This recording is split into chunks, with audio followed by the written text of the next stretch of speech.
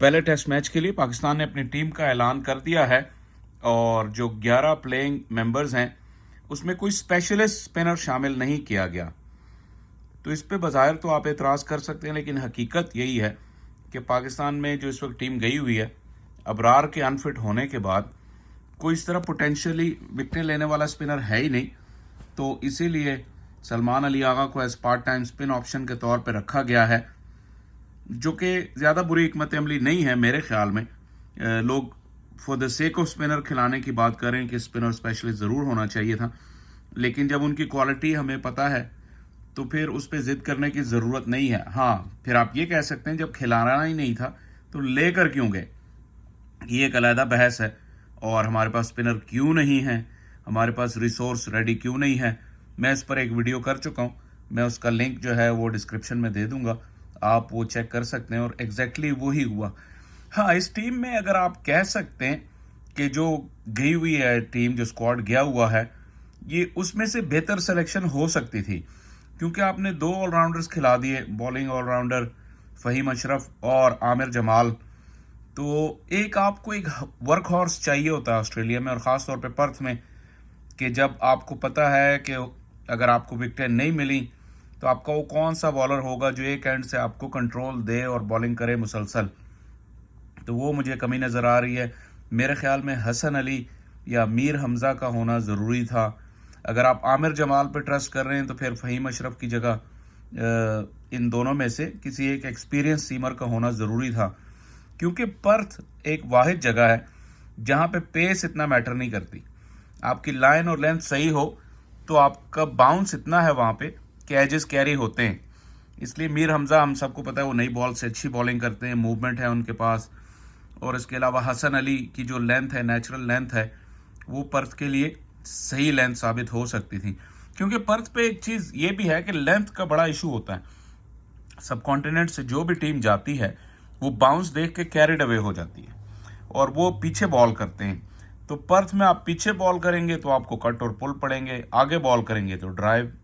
और वो जो इन बिटवीन लेंथ है, जिसको पर्थ की लेंथ स्पेशली कहते हैं, वो हासिल करना बहुत मुश्किल होता है। उसके लिए एक तजर्बेकार बॉलर ही आपके काम आ सकता है, और यहाँ पे तजर्बे की सख्त कमी है।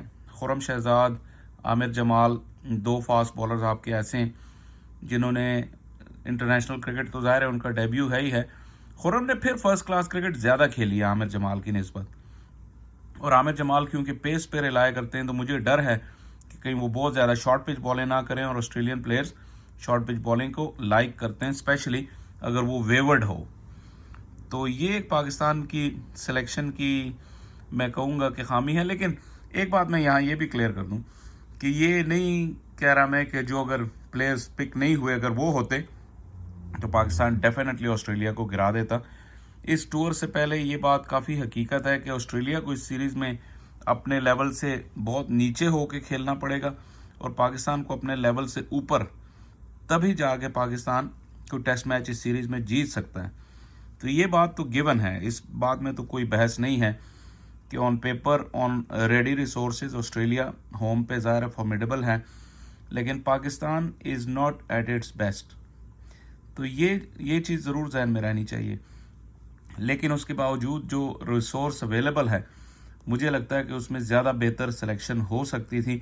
ये बड़ा टेस्ट है टीम डायरेक्टर मोहम्मद हफीज़ का, जिन्होंने मैच से पहले कुछ ऐसे गैर ज़रूरी कमेंट्स किए जिससे अपनी टीम पे उन्होंने प्रेशर बढ़ा लिया। और बल्कि मैं आपको सुनवा देता हूँ कि उन्होंने क्या कहा यहाँ पर। Well, to be honest, we tick most of the boxes as a team, but obviously really surprised and disappointed. The arrangements in Canberra, the pitch we received for the practice, that was really the slowest pitch we can ever play on as a visiting team in Australia. But I think everyone knew it, so there's no point of saying it again and again. So the disappointment was really high because we were not expecting this kind of arrangements, but it's somewhere maybe the tactics, but we are ready for that. Totally unnecessary है हफीज़ की जानिब से, क्योंकि जब Australia की team यहाँ आई थी हमने अपनी मर्जी की पिचेस पे उन्हें खिलाया, वो डेड पिचेस थी जो भी था। तो आप एक प्रेपरेशन वाले मैच की विकेट पे आपने आज जाते ही एतराज़ कर दिया बगैर ये सोचे समझे کہ جو کیریکٹر ہے کیمبرا کی وکٹ کا اوور دا ایئرز وہ ایسا ہی ہے. انہوں نے یہ نہیں کہ اسپیشلی کوئی بہت بڑے بریڈ مینوں کی اور مائیکل ہولڈنگ کی ٹیم آ رہی ہے تو جس کو ہم نیچے گرانے کے لیے ایسا کریں. حفیظ نے غیر ضروری سٹیٹمنٹ دے کے اپنے اوپر ہی پریشر بڑھایا. آپ کو ایسا نہیں کرنا چاہیے. آپ as a coach limelight ڈھونڈنے اگر نکلے ہیں تو you are in a wrong job. As a coach اگر آپ چاہتے ہیں کہ آپ لائم لائٹ میں رہیں, آپ ہیڈ لائنز میں رہیں, تو you are in the wrong job. ایسا نہیں ہے. آپ کو بیہائنڈ دا سینس کام کرنا ہے اپنی اسٹریٹجی پلاننگ پر. اور یہ بہت زیادہ کیمرے کے سامنے آ کر اور بہت زیادہ اسٹیٹمنٹس دینے کی جو خواہش ہے یہ کبھی بھی کسی اچھے کوچ کی نہیں ہوتی. تو پہلی اسائنمنٹ کے پہلے چند دنوں میں حفیظ کا یہ کردار جو ہے یہ آپ کو فکر مند کر دیتا ہے کہ آئندہ چل کے کیا ہوگا. تو ٹیسٹ میچ آ رہا ہے. ظاہر ہے پاکستان کی بیٹنگ اس وقت قدرے زیادہ سیٹلڈ ہے اور بیٹنگ سے امید ہے کہ اگر وہ زیادہ رنز لگا دیتے ہیں بورڈ پہ تو وہ جو سکور بورڈ پریشر ہے وہ آسٹریلیا پہ پریشر ڈال سکتا ہے. شاہین از دی ایکس فیکٹر ان بولنگ, لیکن اکیلے شاہین کتنا کچھ کر پائیں گے یہ دیکھنا ہوگا. مجھے خرم شہزاد سے البتہ یہ ہے کہ کم از کم وہ اپنی بیسٹ ایفرٹ ضرور کریں گے. وہ ایک ہارڈ ورکر قسم کے بالر ہیں اور اسکلفل بھی ہیں, لیکن ظاہر ہے چیلنج آسٹریلیا کا ہے, اس وجہ سے ایک ڈاؤٹ ہے. لیکن ان دا لانگ رن مجھے کوئی شک نہیں کہ اگر خرم شہزاد پر اعتماد برقرار رکھا گیا تو اس فارمیٹ میں وہ آپ کے لیے ایک اچھا اثاثہ ثابت ہو سکتے ہیں. ایٹ دا مومنٹ وہ کیونکہ کافی ینگ ہیں اور انہیں ایکسپیرینس ہے, اس وقت زیادہ توقعات اس میچ کے لیے ان سے لگانا مناسب نہیں ہوگا, لیکن ان کے اندر اہلیت اور صلاحیت ہے. تو این ڈی سی پہ کریں گے. گڈ لک ٹیم پاکستان, اور ہم دیکھیں گے کہ اس سیریز سے وہ کتنا گرو کرتے ہیں.